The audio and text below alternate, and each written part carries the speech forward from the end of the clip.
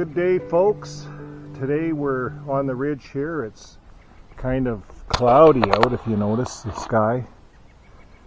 It's overcast. It was raining earlier. But the sun is out there.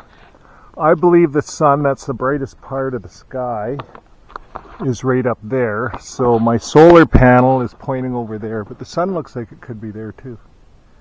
So I'm going to pull it out here. And how much solar do you think we're making through the clouds? There's a good one. We always play that game every day. We go out, turn the solar panel, come back inside and see how much power we gained. So we're going to take a look at that today. We're also going to look at how we charge our batteries in cloudy days, what we're using for equipment. The PowerMax is what we have installed here, so we're going to show you that. But first of all, let's see how much power we're making.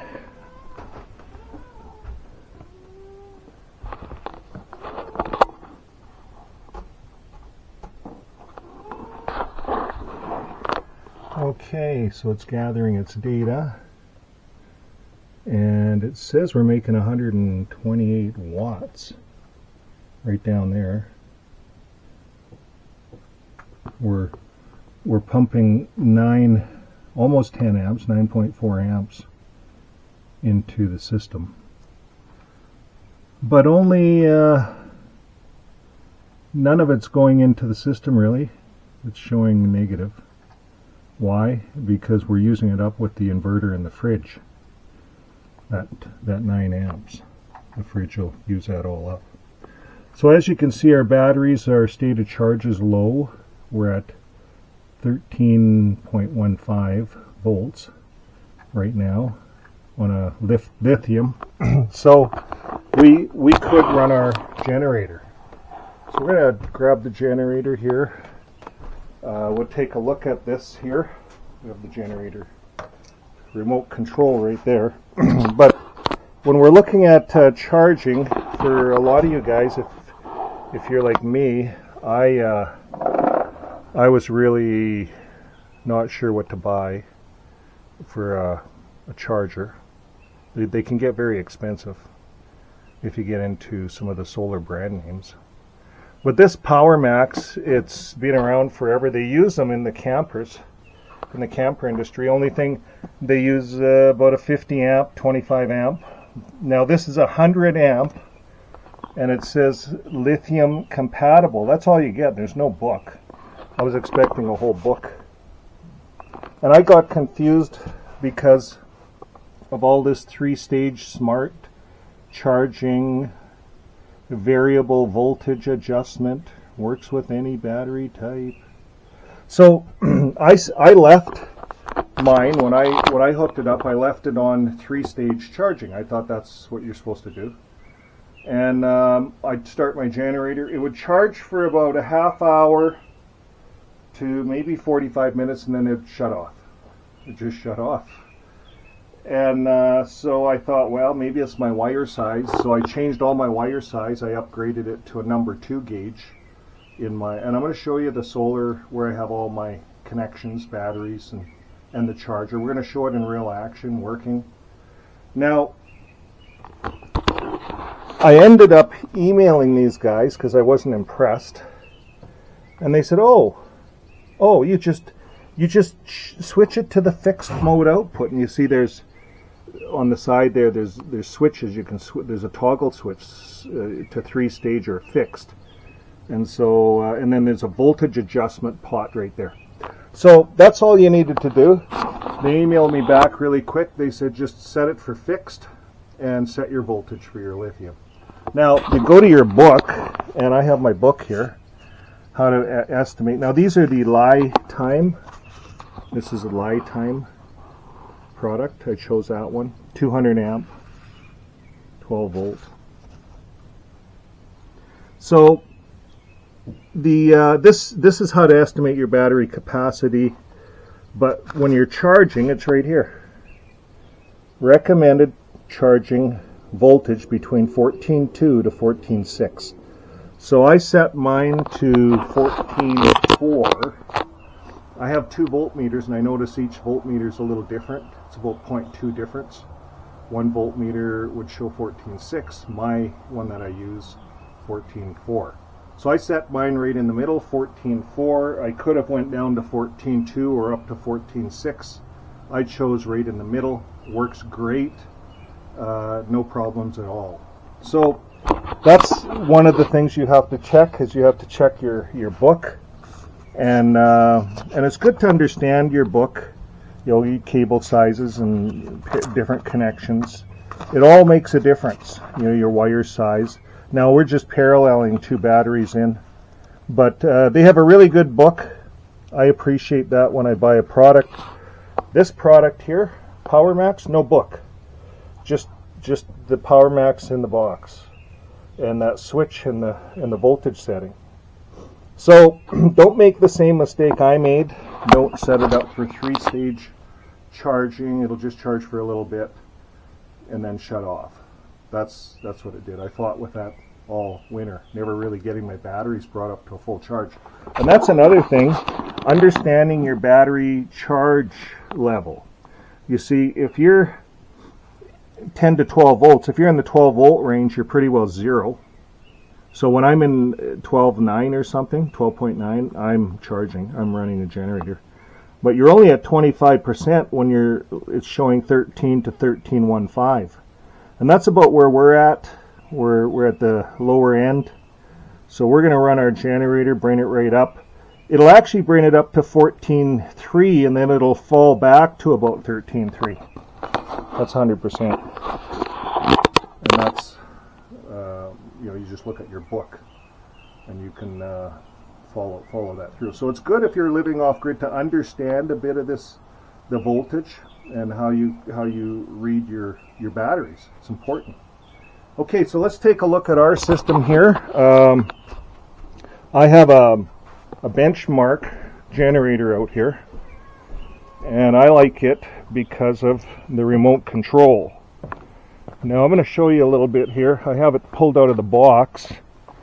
Normally I have it in that doghouse, and if you want a place to store your generator, go to the landfill. There's a lot of old broken dog houses like this in the landfill, like they put them aside, and that you can pick these up for nothing.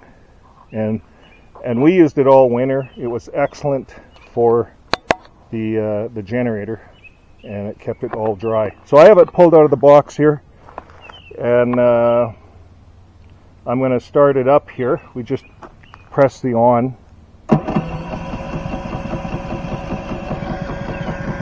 and it'll keep cranking. If it doesn't start the first time, you press on again. Now it's idling low. I have it on an automatic idle. So we're going to go in and turn the breaker on, because I have my PowerMax on a 20 amp breaker. I wired it in directly here. So I'm going to grab a light, and then we can take a look at what's under the hood.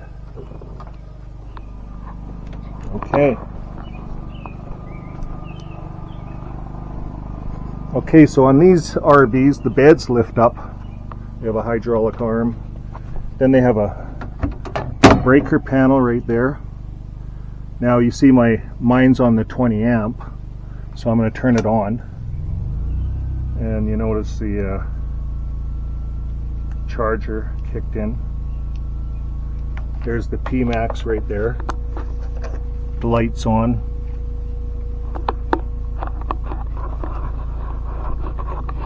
And I have it wired in directly to the breaker panel here. Grounded. I have a ground wire there. So you notice the big fat wires I put in? They're number 2 gauge. I have number 2 gauge all over. Hooking the batteries up. Those blue cables are batteries. There's my shunt. And these are bus bars. I recommend bus bars. Keeps your system a little bit more organized. And there's a shut-off breaker. You you want a shut-off breaker. Do I have the light in the right way? So you got a shut-off breaker right there. You have your bus bars. You have your Victron shunt. And I have a Victron MPPT right there in the corner. And then I have a Renogy 1000 watt. I went with the 1000 watt because we're only running plugins and computers. And there's my PowerMax. So yeah, the 1000 watt draws way less power, you know, rather than running a 3000 watt. We run this 24/7. It runs all the plugins, runs our fridge and computers and stuff like that. And if we want to use the microwave or the air conditioning, you'd have to run the generator with the 1000. If you put in a 3000, you could run it through a transfer switch that's built in, like a Victron.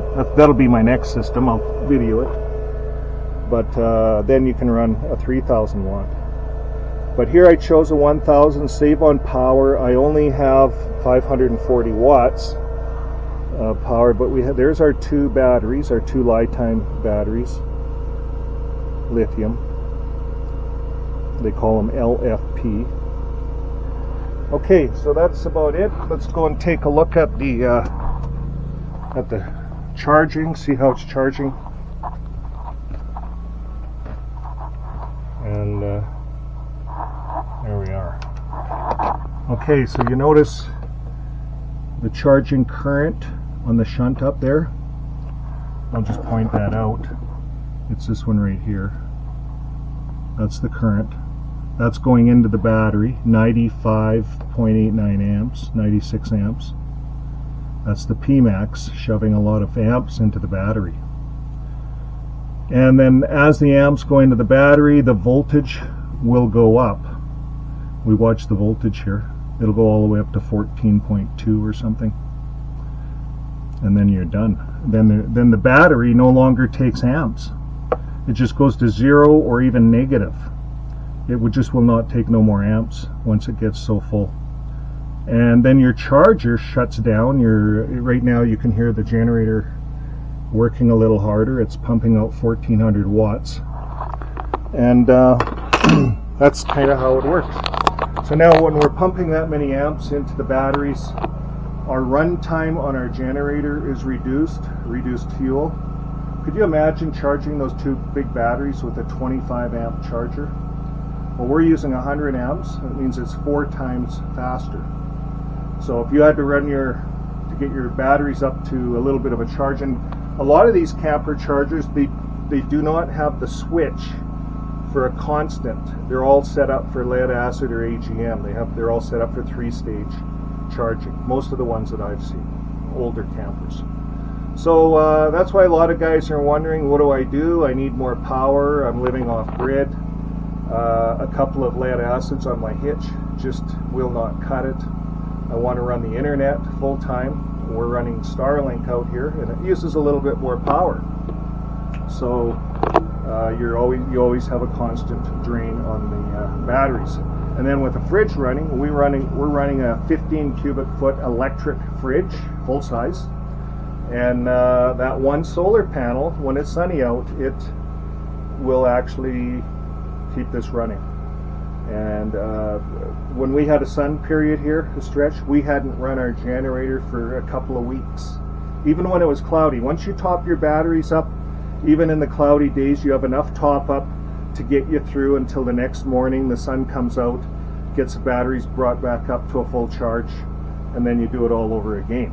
Now, I noticed the sun came out just a little bit up there. You notice it brightened up here a bit?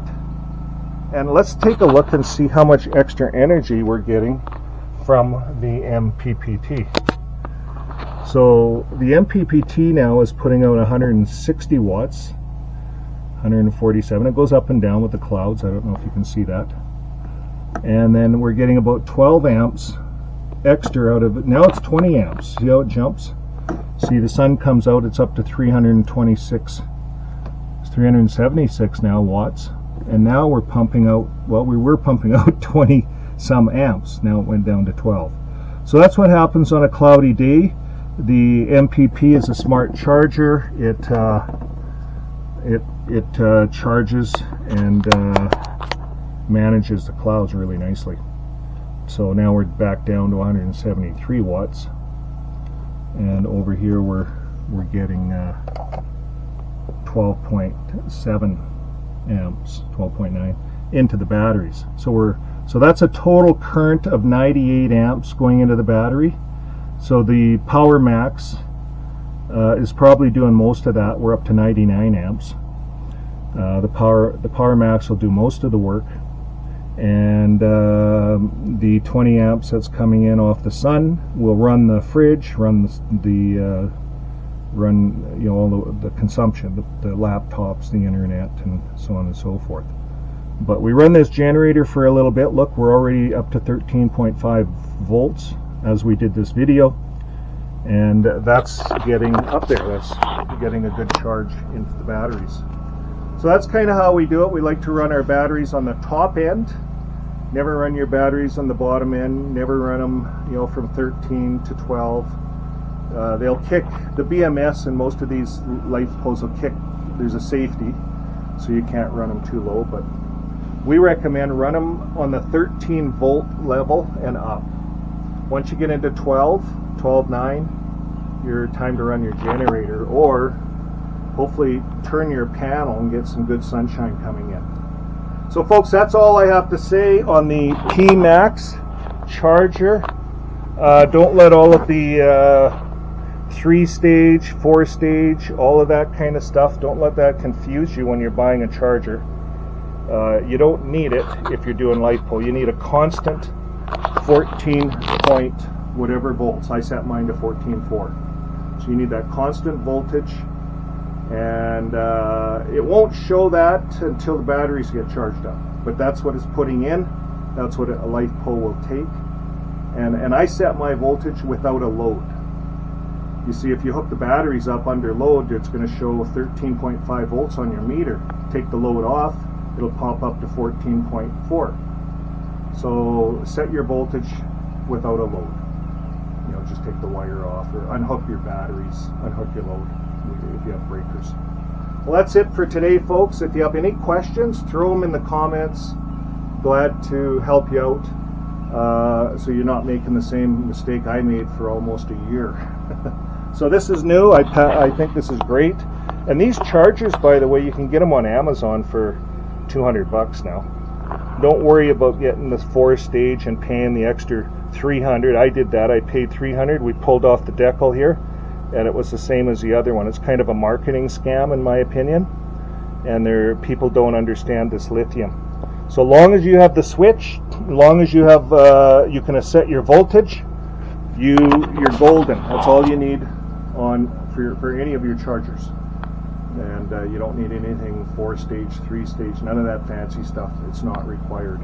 And if you haven't tried LFP, once you try LFP, or lithium, they call them, LFPs, once you go that route, you'll never go back.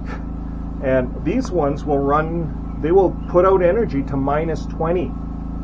Now these ones, I looked in the chart, and this is an important thing. How much energy can you put in? How many amps can you put into that battery? That's important.